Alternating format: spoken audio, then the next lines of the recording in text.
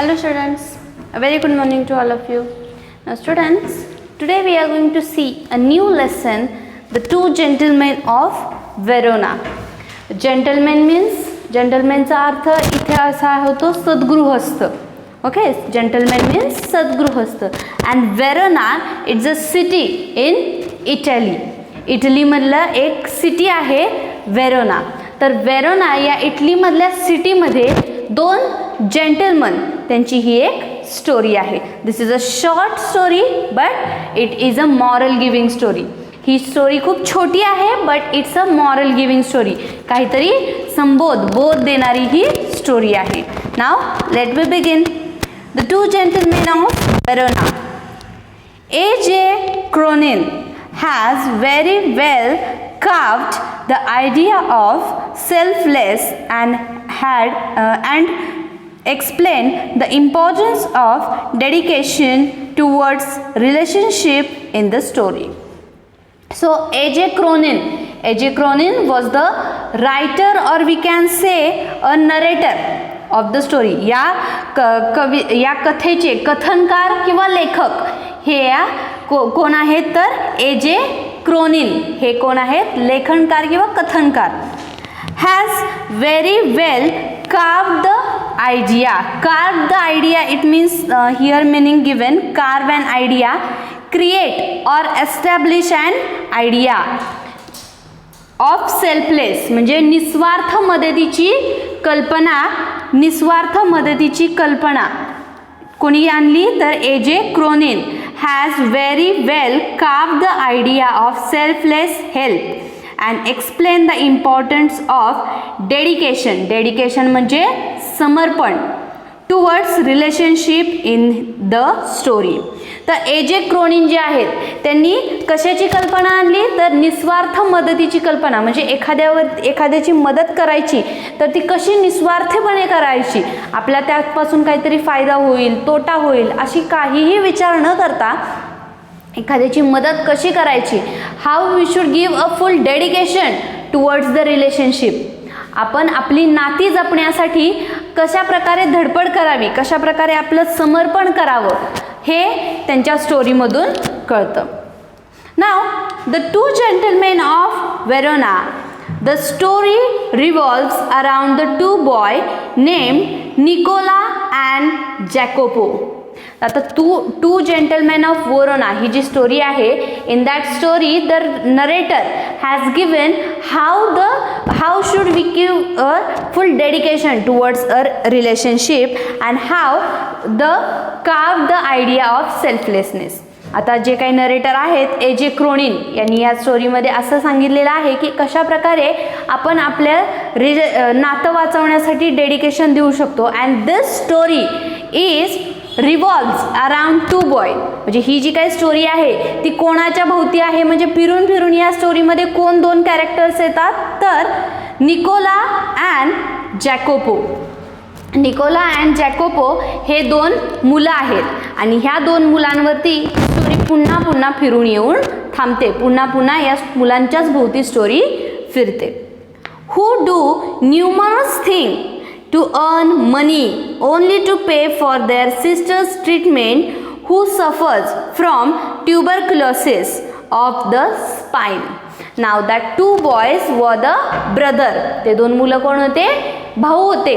तर ते दोन भाऊ कशासाठी काम करत होते, they were earning money and they were doing numerous things. ते पैसे कमवायचे आणि पैसे कमवायचे कशासाठी तर त्यांच्या बहिणीचा इलाज करण्यासाठी, for the treatment of their sister. त्यांच्या बहिणीचा इलाज करण्यासाठी ते असंख्य, न्यूमरस म्हणजे असंख्य, खूप काही वेगवेगळी कामं करायचे. ते म्हणजे एक काम झालं की दुसरं काम झालं की तिसरं काम, अशा प्रकारे असंख्य कामं ती करायची पैसे कमवायसाठी. And for what reason, because they want to treat their sister who is suffering from the tuberculosis of the spine. Spine means मनका. स्पाइन म्हणजे आपल्या मनक्याचा भागाला स्पाइन म्हणतात. तर ट्युबरक्युलोसिस मीन्स क्षयरोग म्हणजे त्यांच्या बहिणीला मनक्याचा क्षयरोग झालेला होता आणि त्यासाठी तिची ट्रीटमेंट चालली होती आणि त्या ट्रीटमेंटसाठी त्यांना पैसे हवे होते, म्हणून ते असंख्य गोष्टी काम करायचे पैसे कमवण्यासाठी. Second stanza. The story begins with the narrator driving down the foothills of the Alps. Alps is a name of mountain. पर्वताचं नाव आहे Alps. Okay. The story begins with the narrator driving down the foothills of the Alps. आता ही जी काही story आहे, ही कथा आहे, ती कोणापासून सुरुवात होते? नरेटर पासून. म्हणजे हे आपल्या कथेचा जो काही लेखक आहे, कथनकार आहे, त्या कथेच्या कथनकारापासूनच सुरुवात होते. Who was driving a car at the foothills of the Alps. Alps पर्वताच्या फूट हिल्स म्हणजे पायथा. आल्प्स पर्वताच्या पायथ्याशी आपल्या कथेचा कथनकार हा गाडी चालवत होता. त्यावेळची ही कथा आहे. This is the beginning of the story. Here is when he first encounters the two brothers selling wild strawberry. नाव encounter. Here the meaning of encounter is meet face to face unexpectedly. म्हणजे अचानकपणे झालेली समोरासमोर भेट. एन्काउंटरचा इथं अर्थ आहे अचानक घडलेली समोरासमोर भेट. Okay. Here is when he first encounters the two brothers selling wild strawberries. आणि त्या दोन आपल्या नरेटरची झालेली पहिली समोरासमोर अपेक्षित भेट कधी घडली? जेव्हा ते पायथ्याशी गाडी चालवत होते आणि that two brothers was selling wild strawberries. जेव्हा ते दोन भाऊ त्या पर्वताच्या बाजूला जंगली स्ट्रॉबेरी विकण्यासाठी उभे होते, तेव्हा त्यांची अनपेक्षितपणे समोरासमोर भेट घडली. Even after the driver forbids the narrator to buy the wild fruits, he buys the biggest basket and drives toward the town. Forbid. Even after the driver forbid. Forbid means disallow. Disallows means करणे. म्हणजे त्या नरेटरच्या ड्रायव्हरने, नरेटरच्या कारचा जो driver होता त्या ड्रायव्हरने नरेटरला मनाई केली. ही डिसअलाउज. त्याने मनाई केली की he should not buy this strawberries. या जंगली फळं ती नको घ्यायला म्हणून साठी त्यांनी मनाई केली. But then also that narrator took a big basket from that boys. पण तरी सुद्धा मनाई करून सुद्धा त्या नरेटरने त्या मुलांकडून एक मोठं बास्केट घेतलं and he went towards the town. आणि तो गावाच्या दिशेने आतमध्ये गेला. This scene emphasizes on the first step of growing intimacy between the narrator and two boys. Emphasizes means stress upon, म्हणजेच जोर देणे. On the first step of growing intimacy. Intimacy means a relation. आपण म्हणू शकतो इथं a relation म्हणजे त्या दोघांमध्ये किंवा रिलेशन किंवा जवळीकता. क्लोज रिलेशनशिप किंवा जवळीकता म्हणजे त्या दोन मुलांमध्ये आणि नरेटरमध्ये काहीतरी जवळीकता निर्माण होण्यासाठी हा एक क्षण पुरेसा होता. दिस सीन एम्फसाइजेस म्हणजे हा क्षण जो होता त्यांच्याकडून त्याने जे काही बिग बास्केट घेतलेलं होतं वाईल्ड फ्रूट्सचं, वाईल्ड स्ट्रॉबेरीजचं, तो क्षण कशावरती जोर देत होता? तर आता त्या तिघांमध्ये काहीतरी जवळीकता निर्माण झालेली आहे याच्यावरती जोर देत होता. Next day the boys are found shining shoes in the public square. Public square म्हणजे सार्वजनिक चौक. So next day when that narrator was roaming in the market, जेव्हा दुसऱ्या दिवशी जो नरेटर आहे तो मार्केटमध्ये फिरत होता, that time he saw that two boys are shining shoes. दोन मुलं जी की काल वाईल्ड स्ट्रॉबेरीज विकत होती आज ती त्याला शू पॉलिश करताना, शायनिंग शूज म्हणजे शू पॉलिश, तर आज ती मुलं त्याला शू पॉलिश करताना सार्वजनिक चौकामध्ये दिसली. दिस अमेजेस द नरेटर. आता हे नरेटरला आश्चर्यकारक करणार होतं. अमेज म्हणजे आश्चर्यकारक करणे. तर नरेटर जे आहे त्या नरेटरला हे आश्चर्यकारक करणारं वाटलं. This is when they reveal the fact that do numerous kind of things to earn money. Reveal means show or make known. आता इथून त्याला उघड करायचं होतं किंवा इथं त्याला उघड झालं होतं, नरेटरला या पॉइंटला उघड झालं की ही दोन मुलं न्यूमरस थिंग्स म्हणजे खूप काही गोष्टी करतात पैसे कमवण्यासाठी. हे नरेटरला इथं उलगडलं. Here the narrator is shown to develop a soft corner for them in his heart. Soft corner means warm feeling. म्हणजे आता इथं नरेटरला त्या दोन मुलांबद्दल एक प्रकारची आपुलकी, प्रेम, माया वाटायला लागली होती. एक सॉफ्ट कॉर्नर तयार झाला होता की ही दोन मुलं त्यांचं वय इतकं छोटं असून खूप सारे असंख्य कामं करतायत फक्त पैसे कमवण्यासाठी, म्हणून नरेटरला त्यांच्याविषयी एक सॉफ्ट कॉर्नर निर्माण झाला होता. He finds them to be innocent, serious, pleasant and honest. And he finds them to be, आता नरेटरला त्यांच्यामध्ये कोणते कोणते गुण दिसले? The narrator find them to be innocent. ते इनोसंट वाटले म्हणजेच निष्पाप वाटले.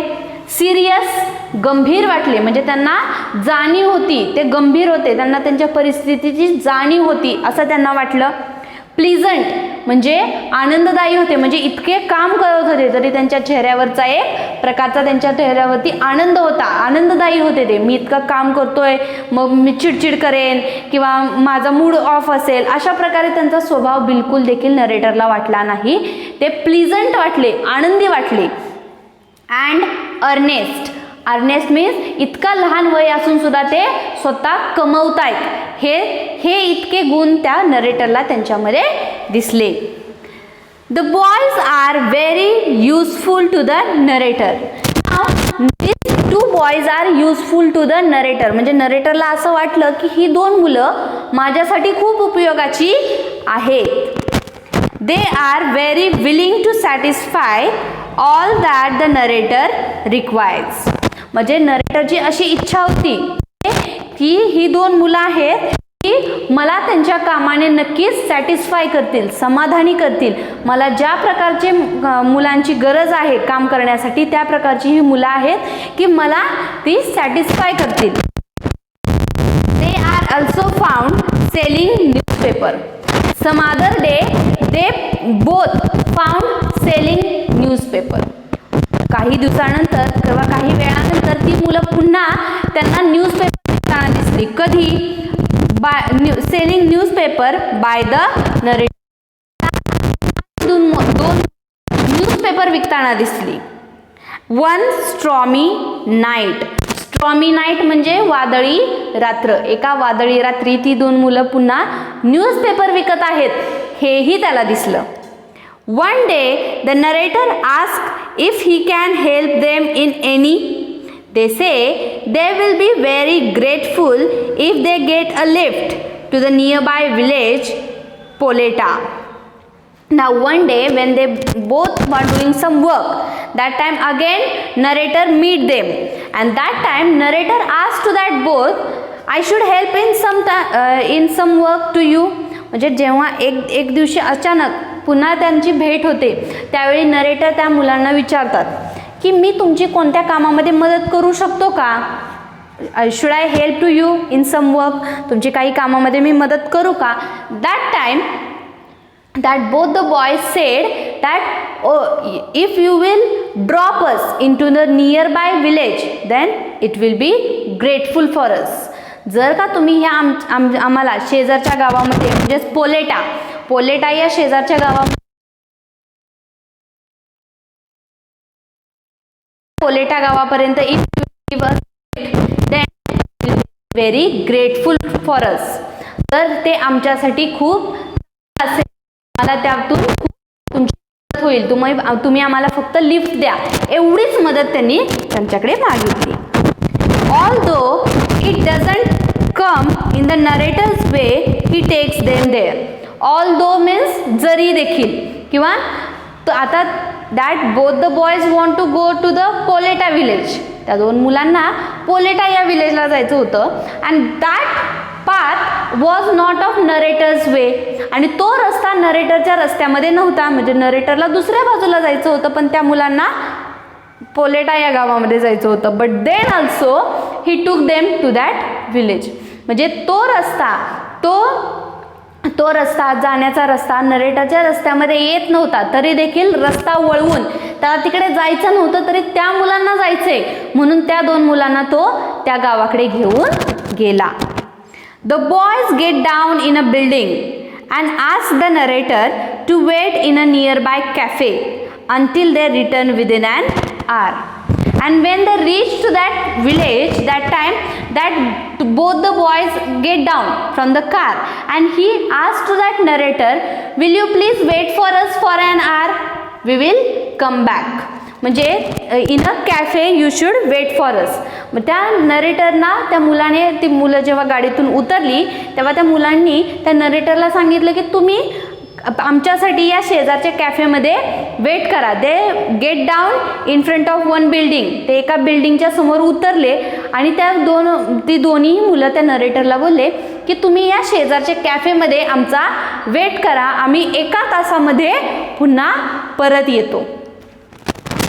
Eagerness lead the narrator to follow the boys up to a place which is actually a hospital.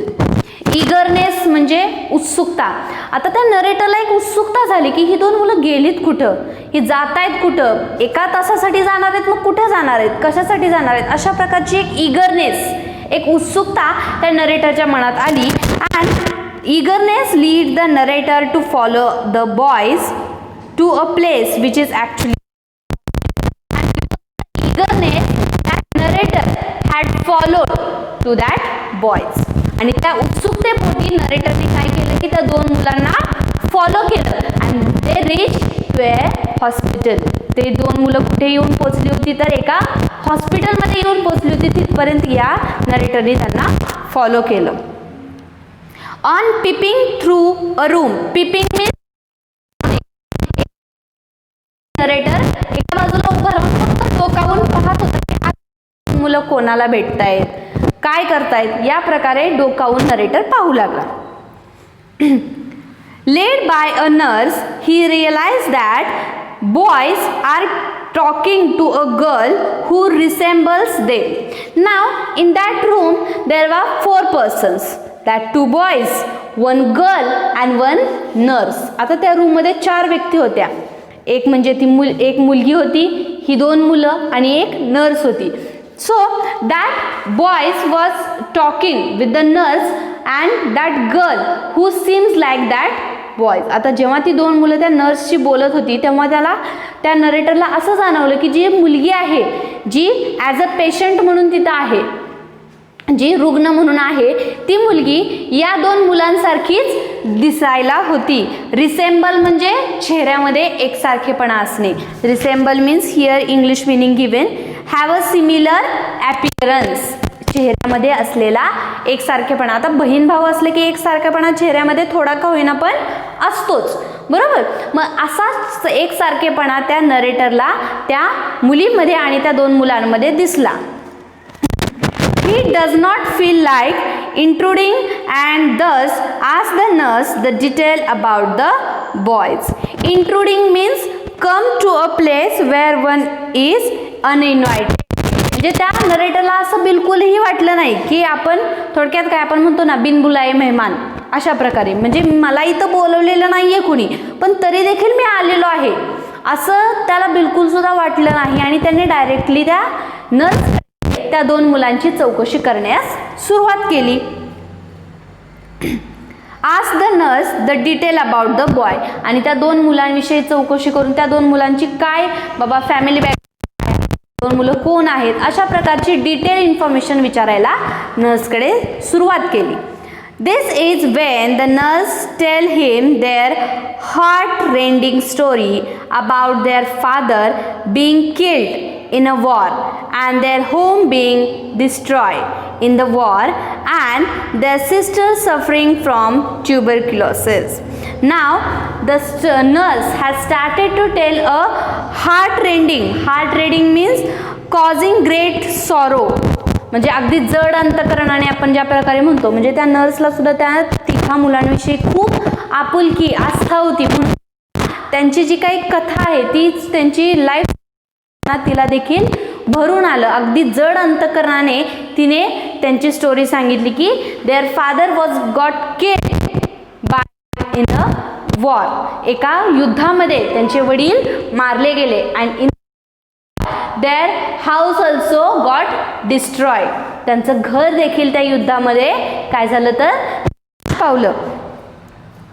And sister was started to suffering from the tuberculosis.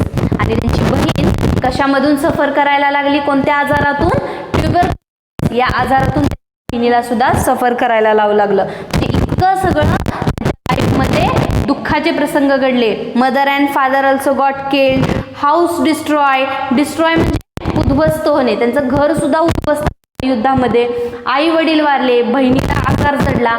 अशा प्रकारचे इतके दुःखाचे डोंगर त्या मुलांनी, अशा प्रकारची त्यांची दुःख कथा ही नर्स जेव्हा सांगत होती तिला सुद्धा भरून आला. अगदी जड अंतकरणाने ती सांगू लागली.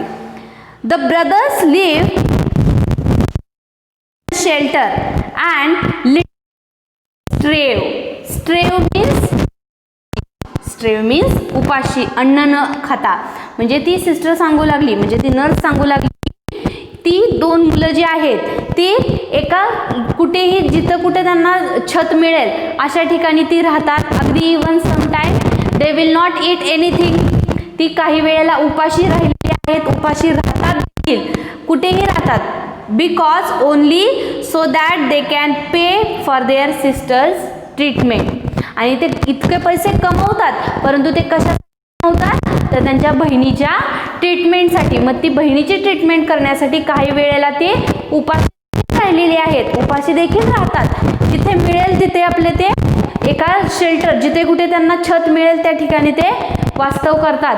असं म्हणजे मला याच जागी राहायचं आहे, त्याच जागी राहायचं आहे अशा प्रकारे ते न करता फक्त बहिणीच्या ट्रीटमेंटसाठी पुरेसा पैसा पुरावा म्हणूनसाठी ते स्वतःच्या जीवाचे देखील हाल करतात.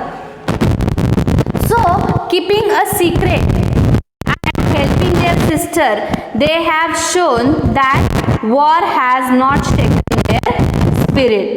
So, keeping a secret and helping their sister, they have shown that war has not shaken their spirit. मग आता हे जे काही सिक्रेट आहे की आपल्या घराचं आपल्या असं झालेलं आहे, आम्ही असं काम करतो, ह्या प्रकारचं हे जे काही त्यांची कथा आहे ते त्यांच्या बहिणीपासून काय करतात, एक गुपित करून ठेवतात. Secret, as a secret they kept all this things. त्यांच्या बहिणीपासून ह्या सर्व गोष्टी ते लपवून ठेवतात. And they were showing to the sister that war has not shaken their spirit. Not shaken their spirit म्हणजे not reduced eagerness to do something. म्हणजे आमचं जे काही काम करण्याची आमची उमेद आहे, आमची जी काही काम करण्याबद्दलची आस्था उमेद आहे ती कोणीही, हे युद्ध जे काही झालेलं आहे ते युद्ध आमच्या काम करण्याच्या उमेदीला हलवू शकत नाही किंवा मिटवू शकत नाही. आम्ही आयुष्यामध्ये काहीतरी करून दाखवणारच. हे जे काही आमचं स्पिरिट आहे त्या स्पिरिटला हे झालेलं युद्ध काहीही हलवू शकणार नाही. म्हणजे आमची आत्मा, आमची काम करण्याची उमेद ह्या युद्धामुळे बिलकुल देखील हललेली, ढासळलेली नाही असं ते त्यांच्या बहिणीला भासवतात. They are noble. नोबल म्हणजे थोर, अगदी थोर. ते खूप ग्रेट आहेत, नोबल आहेत. अँड जेंटल, ते खूप थोर आणि जेंटल आहेत. अँड ग्रेट ह्युमन बीइंग, ते एक चांगले आहेत. In their own special yet subtle way. Subtle means difficult to find out, म्हणजे सूक्ष्म, म्हणजे अगदी लहान. त्याचा जो काही ते खूप स्पेशल आहेत. त्यांचा जो काही लहान रस्ता आहे, त्यांच्या त्या लहानशा रस्त्यामध्ये ते खूप छान आयुष्य जगत आहेत आणि ते खूप ग्रेट आहेत. This story distinctly talks about how truth the amplification sells. म्हणजे आता ही स्टोरी विस्तारमध्ये आहे.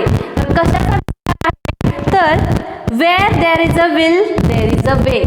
जिथे इच्छा तिथे मार्ग या म्हणीचा विस्तार या स्टोरीमधून आपल्याला झालेला कळतो. There is a will there is a way. म्हणजे the moral of the story is what? There is a will there is a way. जिथे आपली इच्छा असते तिथे काही ना काहीतरी मार्ग हा असतोच असतो. या म्हणीचा विस्तार, ॲम्प्लिफिकेशन मीन्स विस्तार, या म्हणीचा विस्तार या स्टोरीमधून आपल्याला जाणवतो. Now here we have done with the story. This was very short story, so you have to solve the English workshop as well as you have to write down the difficult words with its meaning, and you have to learn the spelling also of the difficult words.